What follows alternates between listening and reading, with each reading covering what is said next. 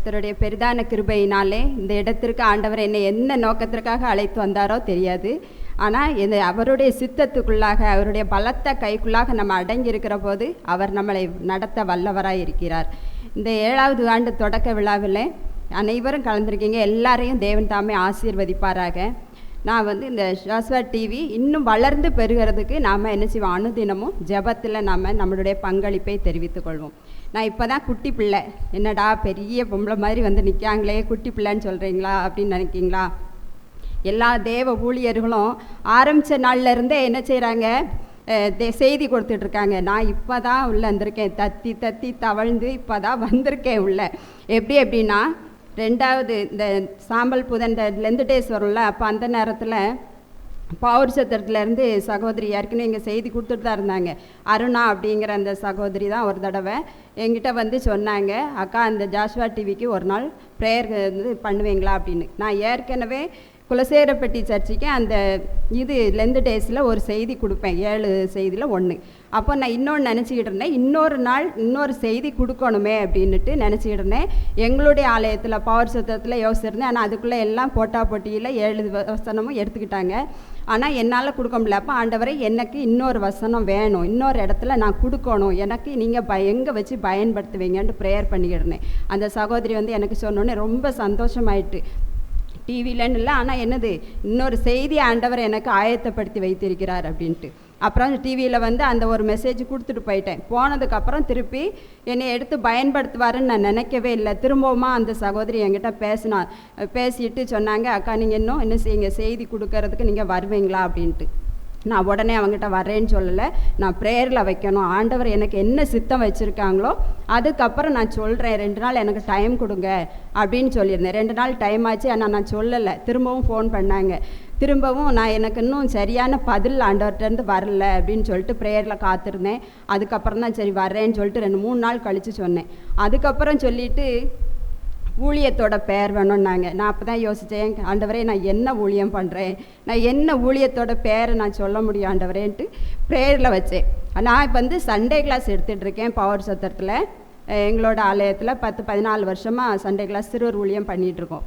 அப்போ நான் சிறுவர் ஊழியம் தான் பண்ணிகிட்ருக்கேன். ஆனால் என்னைய ஊழியம் தலைப்பு ஒரு ஊழியத்துக்குள்ளே இது பண்ணோன்னா நான் அதுக்கு தகுதியானவளா ஆண்டவரே, இந்த அடிமையை நீங்கள் எப்படி பயன்படுத்த போகிறீங்கன்னு எனக்கு தெரியாது ஏசப்பா, நீங்கள் தான் அந்த சகோதரி மூலமாக சொன்னீங்க. இப்போ ஊழியத்தையும் நீங்களே தாங்க, எனக்கு தெரியாது, நான் எந்த இடத்துக்கும் ஊழியத்துக்கு நான் போனதில்லை இது வரைக்கும் அப்படின்னு சொல்லிட்டு ப்ரேயரில் வச்சேன். அப்போ சகோதரர் 2-3 நாளாக அக்கா நீங்கள் மெசேஜ் கொடுத்துட்டு இது என்ன ஊழியம்னு சொல்லணுன்ட்டு அந்த சகோதரிட்ட சொல்லியிருந்திருக்காங்க. 2-3 நாள் கேட்டுகிட்டே இருந்தாங்க, எனக்கு டைம் கொடுங்கன்னு சொல்லிகிட்டே இருந்தேன். அதிகாலையில் நான் எப்போவுமே ஒரு 2 மணி 3 மணிக்கு ஆண்டவர் என்னை எழுப்பி விட்ருவார். 2 மணிக்கு அப்போ 1 மணி நேரம் எல்லாத்துக்காகவும் ஜோம் பண்ணுவேன். அப்போ ஜோம் பண்ணும்போது ஆண்டவரை எனக்கு இந்த ஊழியம் என்ன ஊழியம் நான் செய்யணும்னு நீங்கள் சித்தம் வச்சுருக்கீங்களோ அந்த ஊழியத்தை எனக்கு கொடுங்க அப்படின்னு சொல்லிட்டு ப்ரேயரில் வச்சுக்கிட்டே இருந்தேன். 1 நாளில் 2 நாளில் எனக்கு வரல, எந்த இதுவுமே வரல. அதுக்கப்புறம் திருப்பி ஆண்டவரே என்னை ஊழியத்துக்கு கூப்பிட்றாங்க, நான் போகணுமா வேண்டாமா, உமக்கு சித்தம் இருக்கா இல்லையா, எனக்கு ஊழியத்தை கொடுங்க அப்படின்னு சொல்லிட்டு ப்ரேயர் பண்ணும்போது தான் ஃபஸ்ட்டு ஒரு லைன் மட்டும் வந்தது, மகிமையின் மட்டும் வந்தது. அதுக்கப்புறம் திருப்பி மன்னா அப்படின்னு வந்தது. 2 இது எனக்கு அந்த 2 ப்ரேயரில் நான் மறந்துடக்கூடாதுன்ட்டு உடனே எடுத்து ஒரு பேப்பர் எடுத்து எழுதி வச்சுட்டேன். அப்போ எங்கள் வீட்டில் அவங்க சொன்னாங்க, நீ நைட்டு 2 மணிக்கு ஏதோ எழுதி வச்ச நான் பார்த்தேன் அப்படின்னு சொன்னாங்க. ஏன்னா மறந்துடும்ல, நம்மளும் மனுஷங்க தானே. அதுக்கப்புறமா திருப்பி 2 நாள் கழித்து இதை உறுதிப்படுத்தணும். நானாக என்ன செய்யலை, என்னோட சுயமாக நான் ஊழியத்துக்கு போகிறதுக்குள்ள ஆண்டவர் நீங்கள் எனக்கு உறுதிப்படுத்தணும்னு சொல்லிட்டு அன்றைக்கி நான் எப்போவுமே துதி ஆராதனைக்கு ரொம்ப விருப்பப்படுவேன். ஏன்னா அப்போ தான் கர்த்தர் ரொம்ப ப்ரெசன்ஸாக இருப்பாங்க ஆலயத்தில் அப்படின்னு சொல்லிட்டு ரொம்ப விருப்பம் இருக்கும் எனக்கு. துதி ஆராதனையில் ப்ரேயரில் வைச்சதுக்கு இதை கொண்டு போனேன். ஆண்டவரே நான் வாரேன், இப்போ எனக்கு மகிமையின் மன்னாங்கிற ஊழியத்தில் ஏதாவது ஒரு வார்த்தையை சொல்லி நீங்கள் எனக்கு ஊழியக்காரர் மூலமோ இல்லை ஜெபத்தில் ஏதாவது மூலமாக எனக்கு நீங்கள் அதை வெளிப்படுத்துனீங்கன்னா நான் போய் ப்ரேயருக்கு போவேன், இல்லைன்னா வேண்டாம், என்னை நானாக சுயாதீனமாக போன மாதிரி இருக்கும், நீங்கள் வழி நடத்தினா மட்டும்தான் நான் போவேன் அப்படின்னு சொல்லிட்டு ப்ரேயரில் வச்சுருந்தேன். அதுக்கப்புறமா கடைசி வரைக்கும் ப்ரேயர் பண்ணுறாங்க. நான் ஏக்கத்தோடு காத்திருக்கேன், எனக்கு ஒரு வார்த்தையும் வரலையே ஆண்டவரே அப்படின்னு சொல்லிட்டு ப்ரேயர் பண்ணுறதுக்கு முன்னாடி சொல்கிறாங்க, மோசே கதை ஆரம்பித்தாங்க. நம்மளுக்கு வந்துருச்சு அந்த வார்த்தைக்குரிய அர்த்தம், ஆண்டவர் கொடுக்க போகிறார் போலான்னு ரொம்ப ஏக்கத்தோடு காத்திருந்தா மன்னா அப்படிங்கிறத மட்டும் சொல்லி உறுதிப்படுத்தி ஆண்டவர் எனக்கு உறுதிப்படுத்தினாங்க. அதனால் நான் மகிமேன் மன்னான்னு சொல்லிட்டு 2 நாள் கழித்து அதுக்கப்புறம் நான் ஊழியத்துக்கு சொல்லியிருந்தேன். சொல்லியும் திருப்பியும் ஆண்டவர்கிட்ட நான் ஒப்பு கொடுத்து ப்ரேயர் பண்ணியாச்சு. ஆனால் நான் எந்த ஊழியத்துக்கும் என்ன செய்யலை, வெளியில் எங்கேயும் போகிறதில்ல.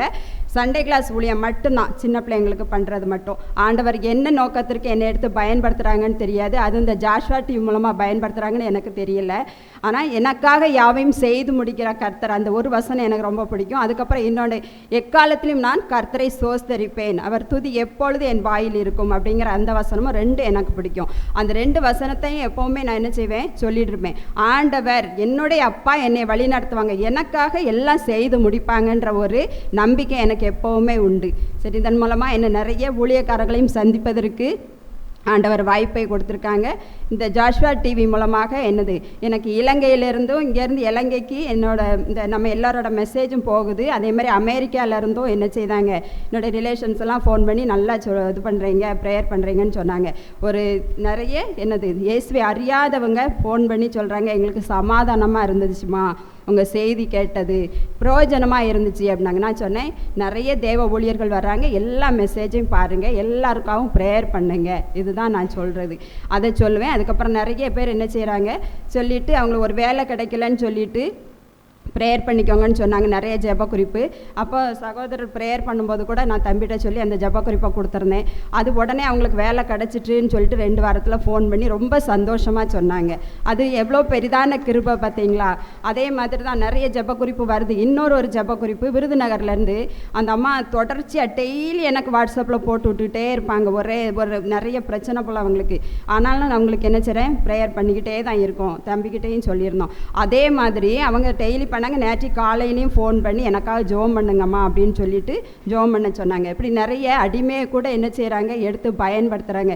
நான் இப்போ தான் மே மாதம் தான் செய்தி கொடுக்க ஆரம்பிச்சிருக்கேன். அப்போ நான் சின்ன பிள்ளை தானே, இப்போ தான் ஆரம்பிச்சிருக்கேன். ஸ்டெப் எடுத்து படிப்படியாக ஆண்டவர் என்ன செய்ய போகிறார், பயன்படுத்த போகிறாருன்னு தெரியாது. அதுக்கப்புறம் இன்னும் ஒன்று மட்டும் சொல்லிக்கிறேன். ஜாஷ்வா டிவி யார் நடத்துகிறான்லாம் எனக்கு தெரியாது. ஆனால் நான் நினச்சேன், இது குட் ஃப்ரைடேக்கு இது செய்தி கொடுக்க வந்தேன்னு சொன்னேன்ல, அப்போ சகோதரர் தினகரன் சகோதரர் தான் எனக்கு அடுத்து ஒரு மெசேஜ் கொடுக்க வந்திருந்தாங்க. நானும் எங்கள் வீட்டில் சாரும் வந்திருக்கிறப்போ சொல்லிட்டுனா, இவங்க தான் ஜாஷ்வா டிவி ஓனராக இருக்கும் அப்படின்ட்டு. உண்மையிலே எனக்கு தெரியாது. ஆனால் நாங்கள் சொல்லிக்கிட்டோம், பேசிக்கிட்டோம், தம்பிக்கிட்டையும் நாங்கள் கேட்கல. அதுக்கப்புறமா எங்களுக்கு தெரியாது. திருப்பி நான் இப்போ எல்லாரோட மெசேஜையும் நான் என்ன செய்வேன், எல்லா மெசேஜும் பார்ப்பேன், ப்ரேயர் பண்ணுவேன், எல்லாம் பண்ணுவேன். அதுக்கப்புறமா ஒரு உபாச மீட்டிங் நடக்கும்போது ஐயா ப்ரேயர் பண்ணியிருந்தாங்க. அம்மா சூப்பராக பாட்டு எல்லாம் நல்லா பண்ணாங்க. அதையும் பார்த்துட்டு இருந்தேன். அதுக்கப்புறம் தான் தெரிஞ்சது ஜாஷ்வா டிவி நிருபர் இவங்கன்ட்டு. எனக்கு தெரியாது. அதுக்கப்புறமா இப்போ என்ன பண்ணேன், தொடர்ந்து ஜெபம் பண்ணுவேன். அவங்க கூட போன மாதம் உபாச கூட்டத்தில் துணைவியாரை பற்றி எவ்வளோ அழகாக சொல்லியிருந்தாங்க பார்த்தீங்களா. யாருக்கு அந்த பாக்கியம் கிடைக்கும் சொல்லுங்கள். ஒரு கணவன் மனைவினா தன்னுடைய மனைவியை பற்றி புகழ்ந்து சொல்ல முடியுமா? எவ்வளோதான் அதாக இருந்தாலும் சொல்கிறதுக்கு கொஞ்சம் திணறுவாங்க. அதே மாதிரி கணவனை பற்றி புகழ்ந்து சொல்லணும்னா அந்த பாக்கியம் அம்மாவுக்கு கிடச்சிருக்கு. அவங்க அவ்வளோ அழகாக புகழ்ந்து சொன்னாங்க, அவங்களால தான் என்னால் முடிஞ்சுது அப்படின்னு சொல்லிட்டு. அப்போ பெண்களாகிய நாமும் அதே மாதிரி இருக்கிறதுக்கு நாம் என்ன செய்யணும், அதிகமாக ஜெபம் பண்ணணும், ஊக்கமாக இருக்கணும். அதுக்கப்புறம் என்னது, அதே மாதிரி நாமளும் ஆண்டவரை தேடுகிறவர்களாக இருக்க வேண்டும். சரி, என்னுடைய சாட்சியை முடித்துக்கொள்கிறேன். நன்றி, வணக்கம்.